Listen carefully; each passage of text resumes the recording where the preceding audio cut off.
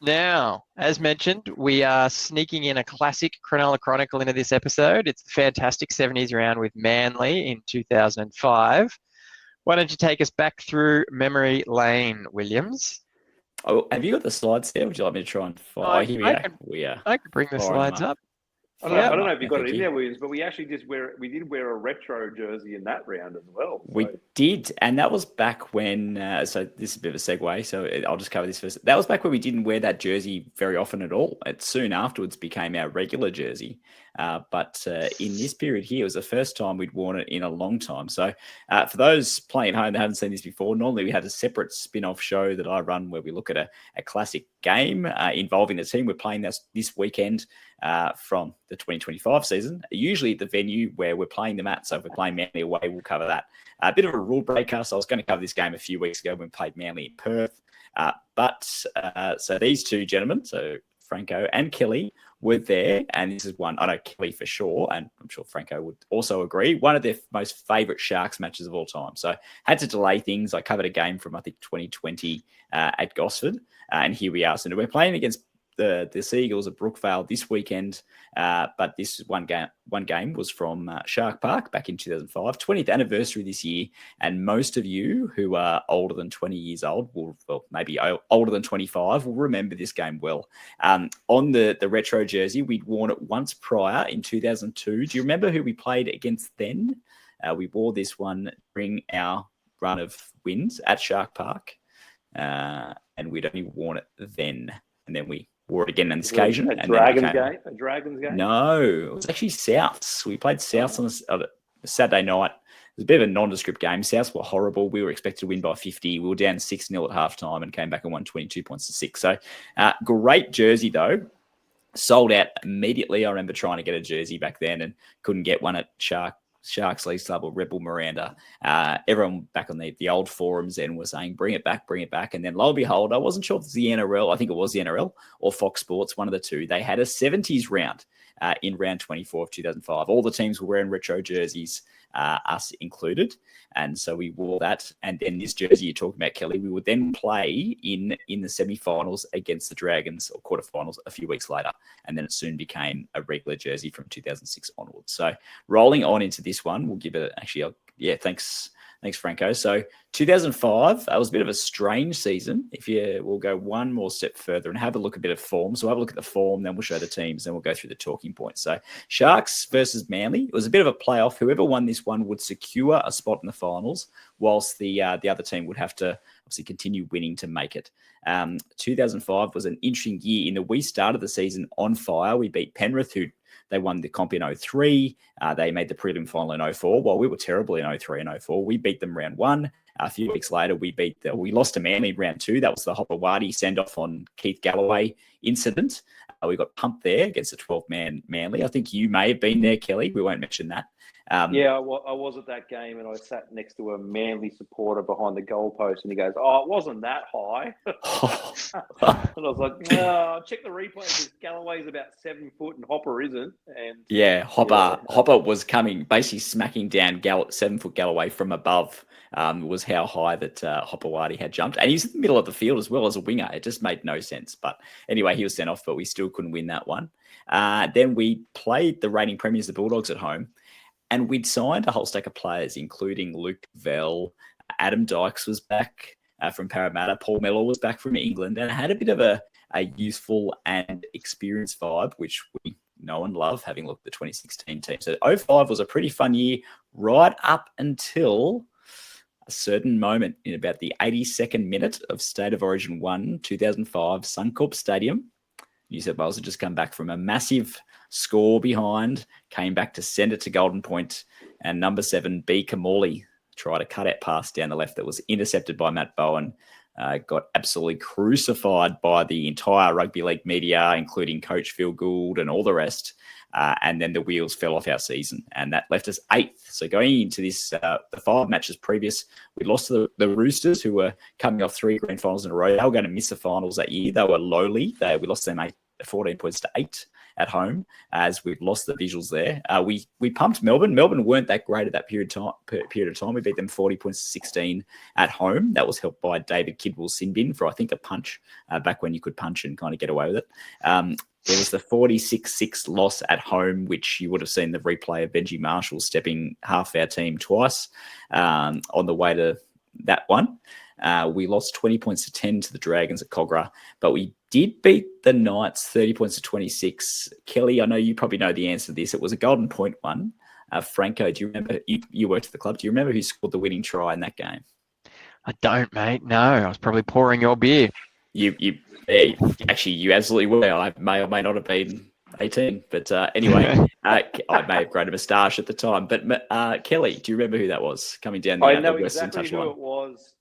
I can picture it because I used to stand in that season under the old scoreboard. But every time it comes up as part of trivia, his name escapes me, but I can see him trudging down that sideline on the western side, heading towards the corner of the ET stand. So, Adam Dykes, show and go down the short side, cut out pass right to left into the southwest corner. His name was former Warrior Vince Mellars. Yeah, that's right. Scoring the try. I can picture him heading down that sideline, scoring that try, even though it was probably 12 schooners deep before going and visiting Franco in the club.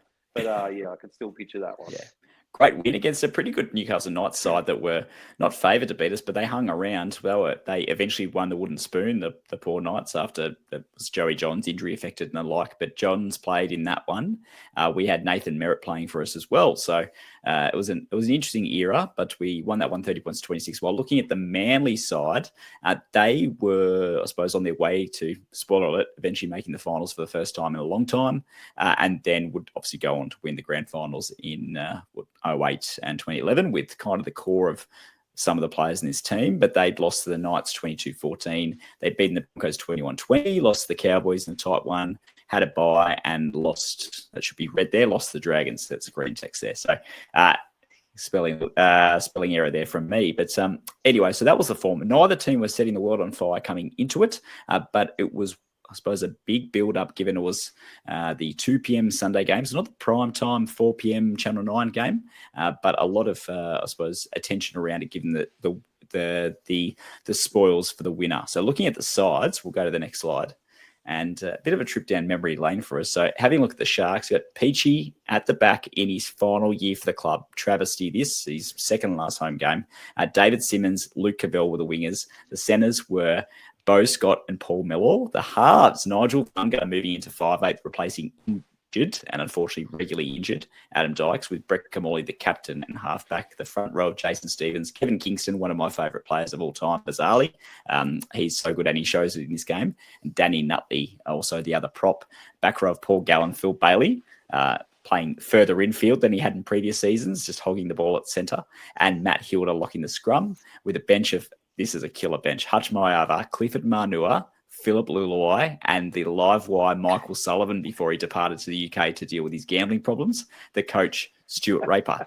Whilst for the Manly side, we'll have a look at ours in a sec, but the Manly side, we'll just line up against you. So Brett Stewart was in his second season of first grade. Brett Stewart, the fullback. Number 4, Scott Donald, moved from the centres to the wing. He was one of the fastest players I think I've ever seen. He was exceptionally fast, Scott Donald, with Chris Hicks, the other winger. The centres, Steve Maddai and Paul Stevenson, who also played for the Sharks later in his career. The halves, number 17, Sam Harris coming in for, I'm not sure who he replaced, and Michael Monaghan. The front row, Jason King, Luke Williamson. Well, there you go. Number 6, Luke Williamson is who he replaced. And number 10, Mark Bryant, the front row, the back row of Steve Menzies, Anthony Watmow, and Ben Kennedy, and the bench of Phil Luluai is incorrect there. Not sure what happened there. Shane Dunley, Michael Witt, and Kane Cleal, the coach Des Hasler, unless, of course, there were 2 Phil Luluais. We'll disregard that. But Kelly, I'll go to you first, having looked at the Sharks team before throwing to Franco. Any standout players there? Probably plenty. Oh, obviously the Peach was at the height of his powers there. We had the shocking version of Bo Scott.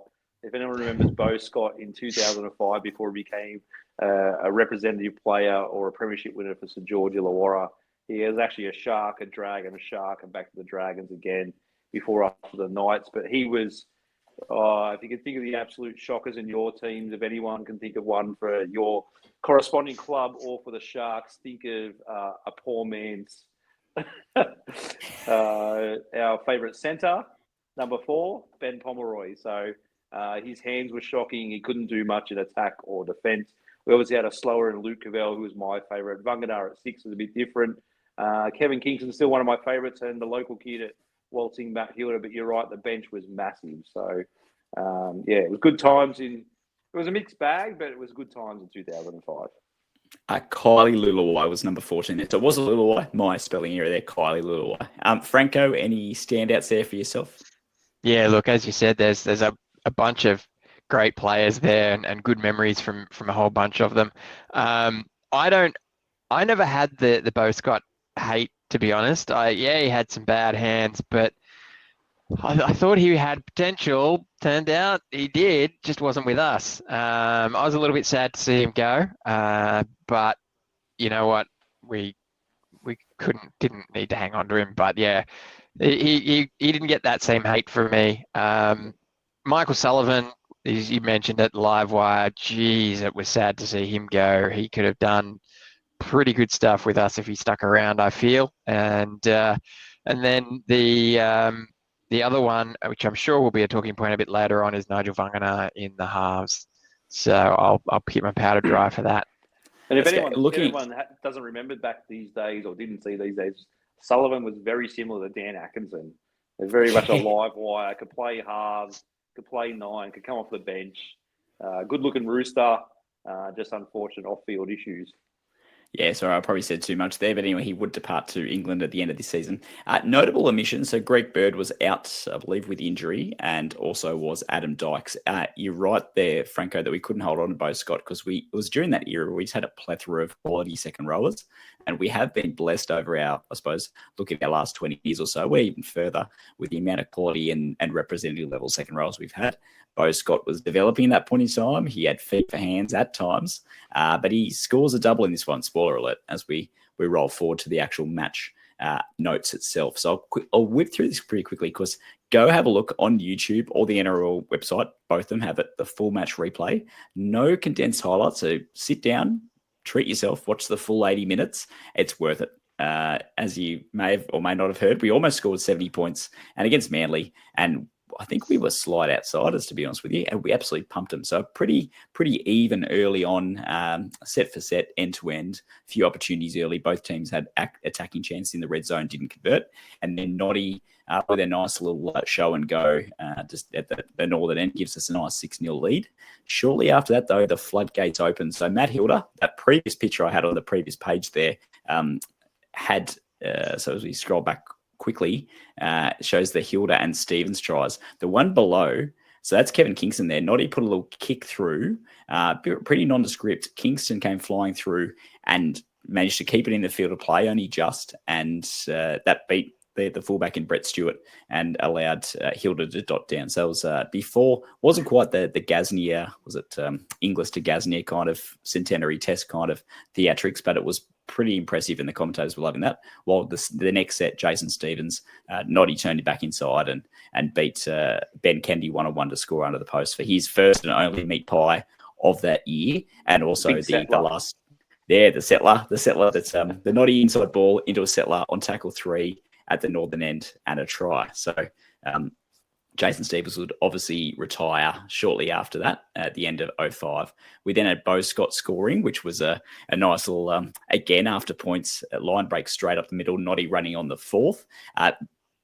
Almost a penalty try. Nigel Vunganar was running in support and just got blatantly taken out.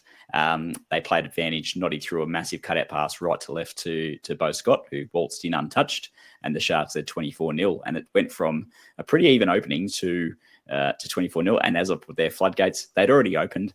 Vunganar scored there with his wide out on the left at the northern end at Shark Park, and he just threw a dummy in and found Michael Witt napping and waltzed in straight from dummy half. Noddy scored again with a nice little grubber to himself to score. And then Paul Mellor scoring. What was the pick of the tries, actually, which was, again, running on the last, just balls in hand going everywhere. Noddy going down the right side, giving it to a wide running Clifford Mardnua, who was literally millimetres off the ground, and he's got his big right arm out and flicked an offload away inside, and Mellor's picked it up around his bootlaces and scored. And everything that could go right was going right for us, and everything that could go wrong for Manly was going wrong for them. We had I think at the 20-odd minute mark, we were already leading the line break stat 5-0. Unfortunately, Cavell had missed a few kicks, one of them from wide out, but one of them in classic Cavell style, quite close to the post, and he just shanked it. But his kicking would get better as we moved into the second half, where the tries continued. Bose got down the left. Noddy again kicking, so kicked to himself from about 40 out. Nothing kick, had a nice little funny bounce that Cavell screaming through managed to toe forward, and Noddy was backing up his own kick and scored. Wagner again with this was Paul Gallen, not quite feet for hands, but the commentators were lauding it as being a bat-on when really Gallen didn't know much about it, put his hands up and just luckily went backwards into Wagner's arms to run in under the post. And all of a sudden we're 56-0 up. There's 24 minutes to go, and the commentators are talking about, geez, they could make 80. We didn't, unfortunately, but Gallen got to try himself in the 63rd. Menzies, unfortunately, got one for Manly from a bomb in the 67th to make it 62 points to 6. Make of that what you will, that he scored in the 67th minute in our history. 62-6, and then we finished it off with Wagner getting his third from an intercept by David Simmons, who gave it on to Wagner to score, and full-time 68-6. There's a point that we'll talk about on full-time there. I've covered 80 minutes of what is, there's plenty of talking points in there, great stuff very quickly, but I'll throw to you, I suppose, Kelly. You're chomping in the bit to talk about. What were your standout moments in this match? Standout moments again was one of those, nice sunny Sundays down at Shark Park. Crowds quite vocal, quite pumping, and just I said to Zach on Friday when we were playing the Eels, why can't we have just one of those games like this where you can just sit back and relax and enjoy it? So Boldo and I started down the northeastern end, down in front of Old Beer Hill there, where we saw just all those tries pour in to make it 36-0. It was back when you used to buy the cheap bay tickets down there that no one really wanted to buy. They were our members' tickets at that time before we moved to the ET stand. And we're like, well, let's go down the other end and see if we can sneak in a couple of chairs down the other end and watch the second half, thinking maybe we'd see some more tries, and it just poured on again. So again, it harks back to the retro jersey, flogging Manly, a nice sunny day, the old scoreboard, the old big clock on the hill there. It was just one of those days. And I happened to acquire a big A4 picture that I bought online at the time, which was quite hard to do at the time of 2005 from one of the newspapers of David Peachy, and took it along with me just in case I get it signed. And of course, he came over at full time, and I opened it up, and he signed the big A4 picture for me. So it was just one of those magical days that you never forget down at Shark Park. That I'm sure kids, if it was their first ever game or second or third game, just would have fallen in love, because like I said, we got absolutely smoked by Benji and his Tigers there only a couple of weeks before that. And it was a bit of oh no, what's this season going to bring? But yeah, it's just, and again, like you mentioned, the Brett Kamali saga as well. And we're trying to make the finals at this stage. So it was a great game. Yeah, it felt like an opportunity lost that season, given that we were top 4, top 2, heading into Origin, and all fell apart, and here we were fighting for a final spot. But it all came back together and clicked on that day. Before I throw to you, Franco, there was a couple of things I was going to mention. One of them was how times have changed. I was talking to Kelly about this offline. 37th minute, not long after we'd scored points, Steve Maddai hit Clifford Marnua with an old-fashioned stiff arm across the jaw. Direct contact to the jaw. I was watching going, how was that not sent off? Is it anything? No, there's some talk. They blow a penalty, and then Tim Mander calls him back and goes, that's on report because Manu was injured. Manu was knocked out cold. Like, there's no HIA or anything at that point in time. And Warren Smith and Laurie Daly are going, he's a bit unlucky there. Like, it was only the fact that Manu got up a bit gingerly. He's like, far out, dude. These days, you cop 12 weeks for that, and we would be talking about that since last Sunday if that tackle happened again. So that was a bit of classic Steve Maddai. And I watched multiple replays of it. It was flush, direct contact to the jaw, and it was with intent too. It was classic Steve Maddai running out the line, trying to put a hit on. He didn't miss him. And another point too, which is controversial, but midway through the second half, they were talking about how Manly had been using some supplements, some supplement called Lacta Aid or something like that, Lactaway. It was supposed to get rid of lactic acid, obviously before the Asada scandal, and I believe before Stephen Dank worked for Manly. But as we were talking about off air before, and Dank did work for Manly for a significant period, including when they won a competition, and nothing to see here, no questions asked. So I just thought both those moments didn't age particularly well. Franco, what do you remember of this game? Yeah, before I dive in, there's a bit of a chat around Noddy here. We'll just sort of touch on a little bit. Yeah, go for it. Well, first of all, I guess SJD, he says, how do we score 68 points with no wingers scoring a single try? Great point. Then Or the we've fullback. got, yeah, or the fullback. Then we've got Defiant. He says, you also let Noddy go a couple of years later to take us to a prelim in 2009. He used to take the ball so close to the defensive line when kicking the little guy. It was tough. He certainly was. He got a bad rap at the Sharks for reasons we've discussed in the past. But he's a Hall of Famer and certainly a good little player. Great guy too. Yeah, really good bloke. Can you tell that he's going to be on the pod at some stage? Is he? Are you? Will you, Noddy? His price was kind of high as the more beers went down. So Yeah. his appearance fee kept going higher and higher. So we're not too sure. Exactly. SJD says if Noddy was goal kicking, he would have scored more than the 28 points, breaking his own record. True. And then Defiant remembers that, yes, that 2005 New South Wales State of Origin match with the intercept to Brown gave him PSTD, and that was a bit of a downhill spiral for us. They did ask if he played for New South Wales again, Scott Wood. Yes, he did. Now, Bolo here says in 2008 he and Greg Bird were in the halves.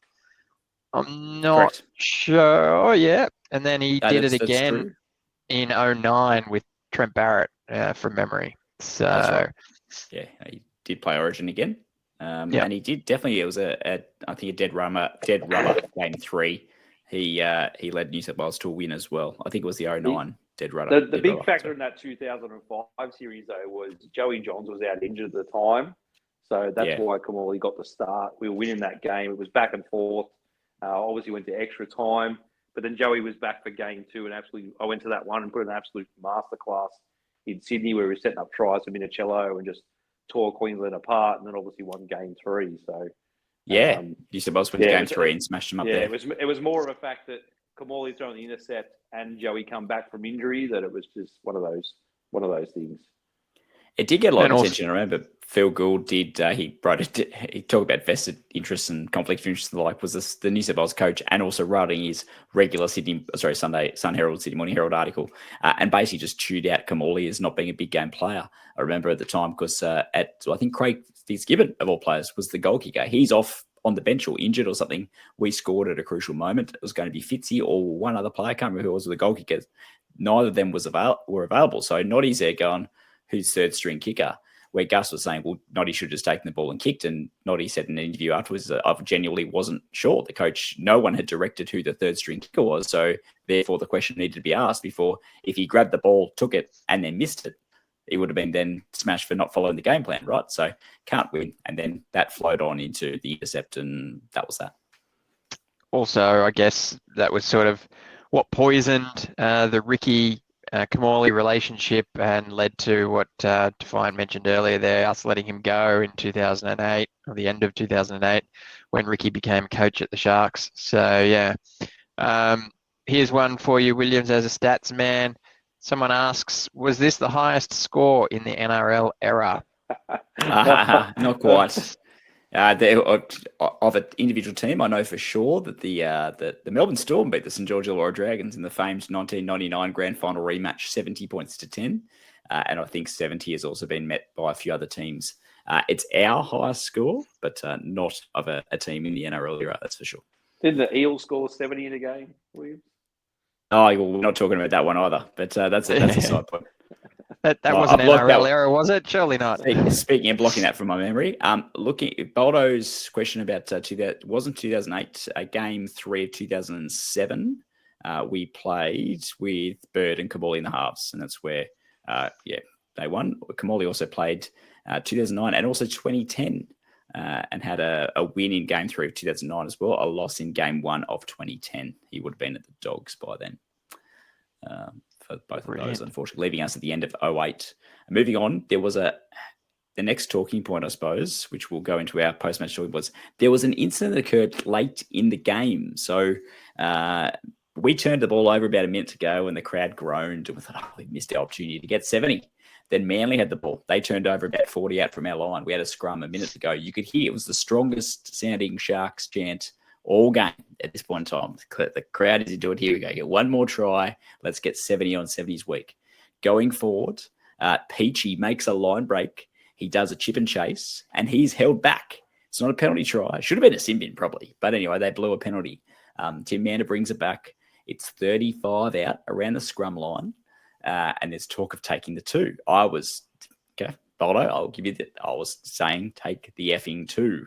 Please take it. They chose not to, but there was a pause for a while. And you see that picture there. That's Kingston and Noddy standing next to the referee. There was a long delay. You can see the trainers there. Message was passed. They opted not to. They took a tap. They then put a bomb up. And unfortunately, it was battered dead by Paul Stevenson. And that was full time. Unfortunately, so in the fog, I'm not going to say the fog of war, that is completely disrespectful to the armed services and the like. But in the fog afterwards, there was a lot of different anecdotes, and there's an ABC article I could find talking about how Noddy said they were trying to get Jason Stevens a try. Someone else said they were trying to get Jason Stevens a kick. Obviously, Steve-O was never going to kick a penalty goal from that far out. And he'd already got a try early that game. So the view was that being that Stevens was retiring soon, for him to take a conversion. So they were trying to get a try, but there was some initial thought that, hey, Steve-O can take the penalty goal. But where is he? Turns out he was on the bench anyway. So even if they scored, it would have been a moot point. But should have given it to Kov. Take it. He would have nailed it from there. Someone on the SJD spoke about Noddy's goal kicking and how he would have got 32 points. It was a pretty tricky day for kicking. And Cavell was nailing them from the sideline with his classic reverse fade, especially from left touchline, left foot kicker, nailed them, which Noddy was very much maligned for his goal kicking. I don't think Noddy would have kicked this at 10 from 12 on that day with the bit of wind around and the amount of tries we scored out wide. But anyway, we missed out on 70 for 70s week. Franco, I know you're passionate about this. What do you recall of this one? This was just... At the time, in the heat of the moment, the Sharkies were scoring at will. They everything they touched turned to gold. So it was almost an element of hubris where they're like, "Well, we're going to score again in the last 20 seconds." You were right about the crowd. This was a big day. A lot of people. People complain about beer queues these days and crowds and getting food and whatnot. They've got either short memories or they were never there, because Shark Park used to heave and it was just going ballistic. And with the result the way it was going, it just everyone was reveling in it and it was going nuts. And then this penalty happened and everyone just stopped. No one was asking for a beer. No one was pushing. Everyone was glued to either the field or the TV. Everyone wanted the 2. As you said, 70s for 70s week, 70 points for 70s week. Would have been a headline that would probably still be talked about today. And when they didn't take the 2, the groan, the collective groan that let out, it was just such a disheartening moment. But as I said, everything we touched turned to gold. So when that bomb went up, there was almost that expected result of, we're going to catch it, we're going to score. I personally, this is maybe a bit sacrilegious, but personally, I think if we had have scored and the score was 74-6 or whatever, that's not as cool a headline. So should have taken the 2 anyway. But yeah, when they just got battered away and it was just this anticlimax, it was really depressing for me as a fan watching that. Just 70 for 70s week. Come on, guys. This is going to sound morbid to me, but there's only one team that could make a 68 or 62 point or 68 points to 6 win finish on a flat note, and that is Cronulla. It was still a great day out. Kelly, did you have any strong feelings about this one? I don't subscribe to the fact of taking the 2 changes your for and against fortune, because as you talked about, there were a few misses out there already that day, so we had the opportunity to do it.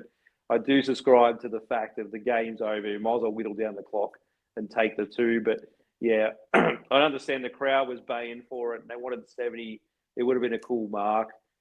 But I think we've been spoiled with that many tries. We just thought, like Franco said, we're playing an under 6 teams at that stage, and Manly would have just moved out of the way. If we actually took a tap and ran it instead of kicking for a bomb, I guarantee we would have scored. So, of course, it's like us to moan about, not scoring 70, but we're in a 68-6 win. But, it is one of those cool things that could have been done in history. Yeah, this one was definitely not about for or against. It was more just about, imagery, whatever you want to call it, 70s week, where it's at. Yeah, exactly. Theatre, entertainment, all that stuff. The interesting part of it as well was our previous biggest win over Manly was only 32 points to 4, so not a massive win in ET's 300th game in 1999. So they'll talk about that one. And our previous record had been 64-14 only a few years prior, 2002 against the Knights. So it surpassed that. Maybe winning 68-6 will open the door to the 62-0 win against Newcastle, equaling.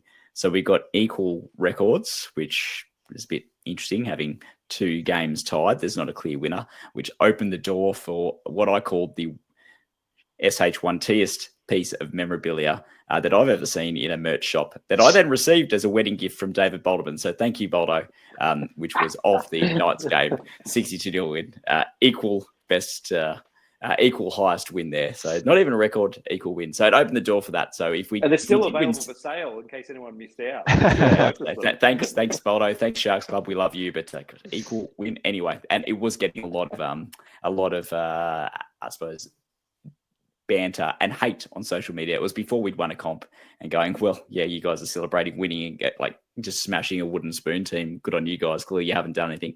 Luckily we won a comp later that year. Moving on. So the next talking point we had was the Vangana Noddy combination. So I think fans have been talking about it for a while. Dykes Noddy was the regular combination this year, but hadn't got the bad publicity that it did in 2006 when we went on a losing streak of 10 in a row. And Stuart Raper kept picking them together. And it was clear that statistically, anecdotally, vibe-wise, it just wasn't working. In 05, it did kind of work. But anyway, we put Vangana in there because Sullivan was dynamite off the bench and had his own hamstring injury because that was going to be the other option. And Greg Bird was injured as well. So there went your options there. Noddy went, they both got hat tricks. And everyone was like, how good's this? Let's make it happen every week. It only ended up happening twice ever. There was this game. The next 2 weeks, they lost to Newcastle in a big way against them up in Newcastle, and then lost the final home game of the year, Stevens and Peachy's farewell game against Souths, that was a horror evening. And then we played the Dragons in Wollongong in the quarterfinals, and we named the Noddy Vangana combination again. They didn't get a hat trick each, but Vangana acted as a pretty good running foil for Noddy, and it would have been good to see a bit more of it. So I was surprised to only see the 2 matches there. Vangana would play one more match at 5'8", and that was in a game where he partnered Brett Carney in the halves in 2006 against Canberra in Canberra, where we won there when we were without a lot of our players due Origin, I believe. So any strong thoughts from either of you there? That Dragons game when they named the Noddy Vangana combination again was like, oh, the secret weapon is out again. We're going to win this.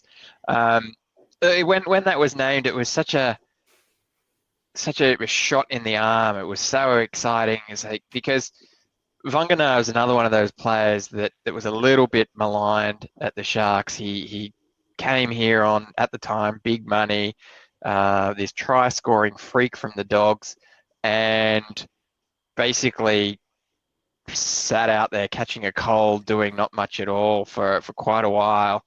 So moving him in and getting him close to the action, he just seemed to revel in it. And this was such an exciting thing to see him just trying different things and being a part of it all. It was really cool. And you're right, the Noddy Dykes combination just didn't work.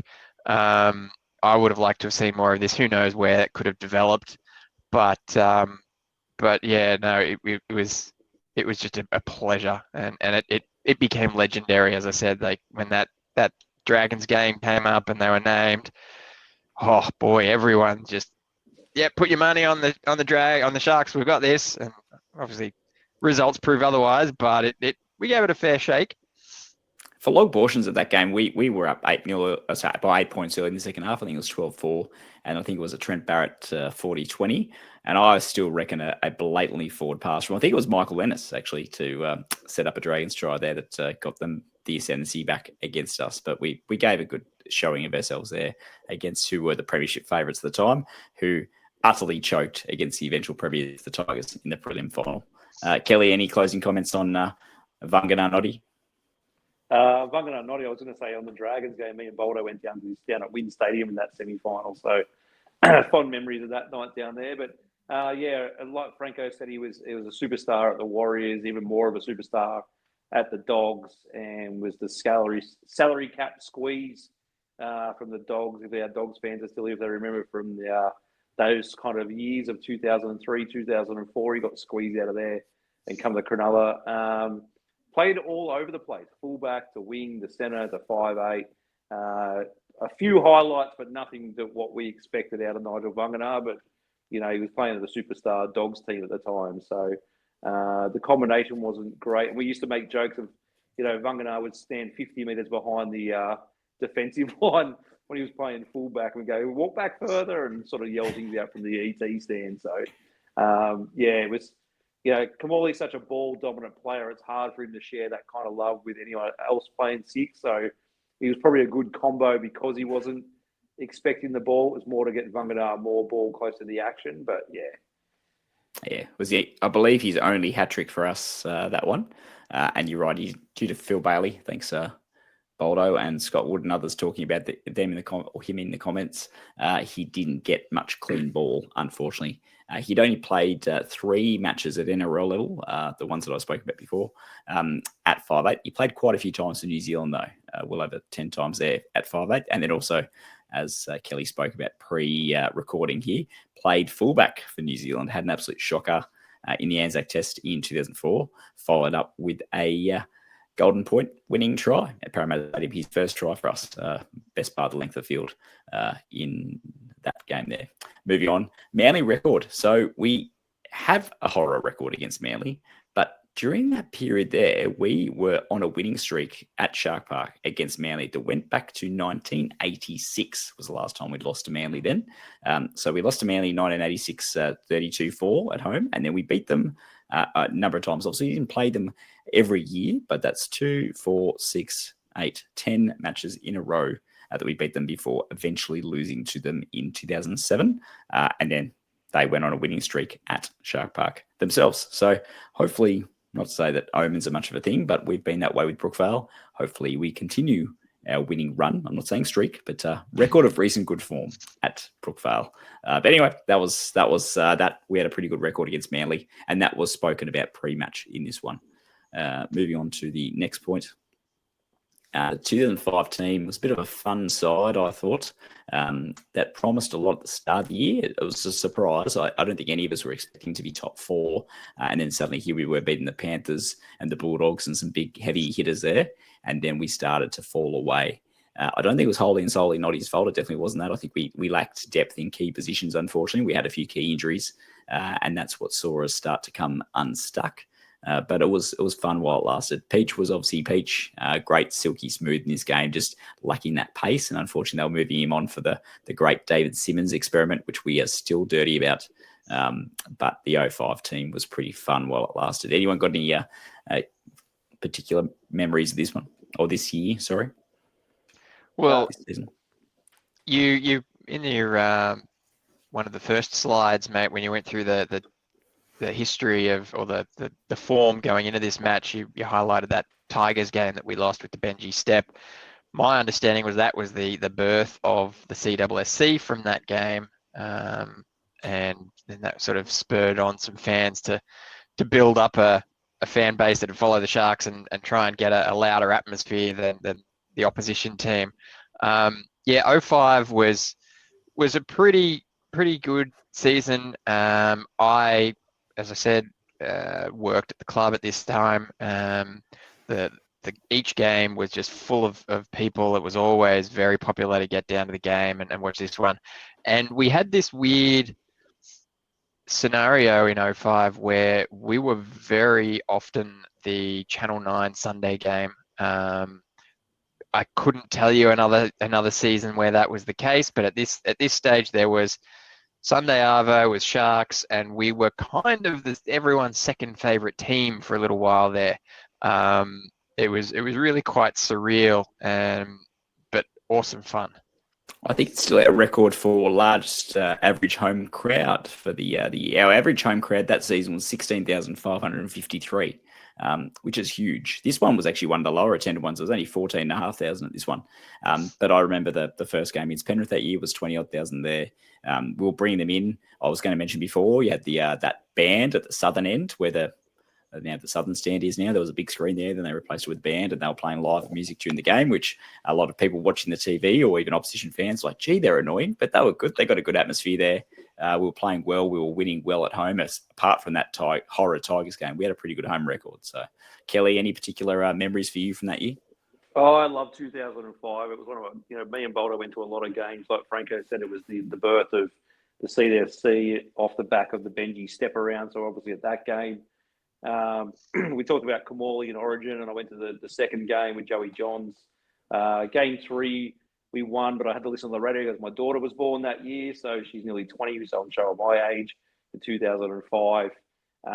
We travelled down to Canberra for a game, Boldo remembers, and he still to this day doesn't know who Mike Goldman is from the Big Brother voiceover from those days, as we played trivia all the way back home on a long road trip, but we had a great victory down in Canberra. I got about 10 or 12 games I could pass on the Williams as a DVD set from 2005. So how good! I got a good little box set for this. So yeah. But then you mentioned the band, and now still one of the ones that me and Boldo still mention was our last home game. Who did we play there? Williams, our last home game down there at Sharks. Oh, South's last home game that year was South. We got a victory, so obviously we made the finals, and we knew we were going to go down to Wynn Stadium to play the Dragons because the finals were set. And Glenn Wheeler at the time was the ground MC that everyone remembers, and he was up on the stage and they had a presentation on the field, and he said, "It's all right, guys, 4 in a row, we can do this." So me and Boldo still say 4 in a row. You just got to believe you're going to 4 in a row. So go down the win the next week, win a prelim, win a premiership. But obviously that didn't happen. But I love 2005. It was a great year. After we'd lost very late to a diabolical South side in Peachy and Stevens' last home game, I remember Paul Mellor getting a really good, 90-metre intercept in that one, but it was just a wet and miserable Shark Park night. That one was a bit of a dud into the year. I was also at Wynn at Wollongong for that quarterfinal, which promised a lot and then fell away, unfortunately. Boldo says he's still angry about things, but we'll let that comment slide. Moving on to the final one. Yeah, well, a lot of memories. Comment. Yeah, there's a picture of the great Sludge. So we were talking about this off air. This is actually briefly too talking about the Steve Rogers Cup. So this was he would pass away untimely and horribly, and we sent our love and well wishes to the Rogers family in the off season, early January 2006. But he was a picture of him. He was the Sharks CEO at the time on his phone. And they'll talk about him. It flashed to him after we scored, I think, our 7th or 8th try of the match, saying that, maybe he's working out the salary cap after everyone's on fire for this one. Bit of a joke. But, he time dilation I put here. So they were talking about how the 78 grand final, that was, some quick maths. So 27 years prior. And then the 73 grand final was 32 years prior. And looking at that, and I remember now looking back at those eras, that's a different, not just a different generation, but it's a different century. It feels like a different universe. And looking back here, it just prompted me, and Kelly's going to correct me for a sec, because he doesn't feel this way based on his own experience. But this 2025 to 2005 is the same as 2005 was to 1985. And I remember for me, that's mind blowing, because 1985 New South Wales Rugby League at the time, the game compared to 2005 Rugby League is just completely not recognisable. Where you look at the 2005 game, and it's got a lot of similarities to the 2025 game. So it's such a polar jump there. And even like looking back to they were talking about back in the 70s, back in this, that, and the other, and it made me feel a bit old here when talking about like the 1978 equivalent for 2005 is actually 1998 now. And the 1973 grand final equivalent is 1993. And I'm like, wow, I remember those two. Not like they were yesterday, but they weren't too long ago either. So, Kelly, I know you've got a different viewpoint given your I'd like to see the circumstances. rest of that picture of Steve Rogers and to see what phone he's actually using, because he would have been either texting and that's about it, or playing Snake. So 2005, he'd be lucky to have a camera on there. He probably had a flip phone, or if not a Nokia. It was a Nokia, I'm pretty sure. Yeah, definitely podcast and streaming like this 3 ways wasn't existing, and putting up slides like this. So Yeah. completely different generation. And I think I had hair in 2005. So I don't know. It's a long time ago. It was pretty old. But Franco, any comments on that? No, mate. Look, I haven't really thought about that scenario too hard, but you are right. Obviously, the more the game got professional, the more it drifted away from its past. That said, there is, I guess, diminishing returns for how professional you can get. So that probably relates to 2005 being similar to now than say 85. But yeah, I have quarter year life crises, so I'm going to pretend that I don't know what you old timers are still talking about, and I'm going to be enjoying my 24th birthday party in a couple of months. Sounds very good. My apologies for bringing that up. One further thing I should have put up here, and I did show the lats before, was I was caught at the coverage there, which you can see me maybe briefly with some speed dealers on there in the background, and hanging out behind Cavell 196 with my Uncle John next to me, who's a passionate Manly fan who was very, very disappointed that day. Moving on to the next slide here. And so the Sharks 68, so hat tricks to Noddy and Vunganar, doubled to Bo Scott, and tries to Paul Gallen, Matt Hilda, Paul Mellor, Jason Stevens as well. Cavell kicking 10 from 12 with Manly 6. Steve Menzies the only try. Michael Witt kicking a 1-from-1 conversion from wide out. The Sharks finished 7th with 12 wins and 12 losses. Pretty poor record, to be honest with you. And Manly finished 8th on for and against with 12 wins and 12 losses. We got bundled out in the old McIntyre system. Second place Dragons playing us in Wollongong, as we said. Manly played whoever the first place team was, which I think was Parramatta, and they got, I believe, beaten as well. And Parramatta would go on to lose the prelim final to the Cowboys, and the Dragons would lose the prelim final to the Tigers, and the Tigers would be the, I think I've heard them referred to as the Bradbury Premiers that year. But they were deserving Premiers nonetheless. That was it for that one. Any closing comments, gents? Oh, it was a great game. It was good memories, as we've all sort of said. 2005 was just amazing, and this game was the jewel in the crown. It was such a cool time. All ignoring the pre-premiership versus post-premiership scenario, where clearly having one in the bag gives you a bit of a relief of, oh well, there's always next year versus there's always next year. It's certainly 2005 was a pretty good year, and was really quite enjoyable to witness. Kelly, any further from yourself? I just think it was just one of those days down at the Bermuda Triangle where a team just fell in, and we just absolutely turned the Jets on. We've done it to the Knights down there so many times. We've done it to a few other teams down there and absolutely torched them. So it was one of those sort of throwbacks to the 99, 2000 and feeling like we absolutely flogged the team, and you can't come to Sharks and win a game on a sunny Sunday. So yeah, it was just one of those top highlights you'll never forget. Yeah. Love the old scoreboard. I've got a photo of that somewhere. The old clock and the 68. Bring it back, yeah. Franco. Get rid of the Monty Porter stand and put the old scoreboard there. Yeah, I remember when they were pulling it down and people were taking parts of it as mementos. And the old clock was under. Oh, geez, I'm trying to remember now. It was stashed away somewhere, just collecting dust for the longest time, and you'd be digging away for chairs or something for a function, and there's this clock just sitting there, and it's like, They should have kept it. See, I thought I heard or read somewhere they were going to keep it and try and fit in, either take it back to Sutherland or fit it into the new setup, but obviously they didn't. But in my view, it's like the old Adelaide Oval scoreboard. Yeah, you see, even at Leichhardt, they still got it running at Leichhardt. It's great to see. Like, it's one of those throwback things that England still do it in their old grounds where they got the old turnover scoreboard, and then they'll never ever get rid of it. Like, it's something they should do. Like, it was great. The old siren coming out of it. It was you could watch the clock to the second tick down. It was Oh, That was bring it back. that was There was a bar one in the final bed. thing. It's great. In that match. Speaking of, I think we were talking about, you guys were talking about the debrief the other day about the clock and not lining up with the siren, not lining up with Ronnie should have been able to get another play the ball there. So right on halftime of this one, Manly made a line break. We cut them down. They turned the ball over. We go back, make a line break ourselves. And then I think Mellor put it down. And then they said, and it got tackled, I think. And then they said, and zeros on the clock. There's no siren. Play the ball, go on. By this stage, gosh, we're 10, 15 seconds past the siren. Should have gone.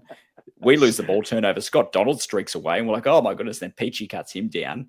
And then I think Manda goes, the siren doesn't even go. Manda's like, I'm pretty sure, guys, we were halftime like 30 seconds ago. And then the siren goes off after that. So.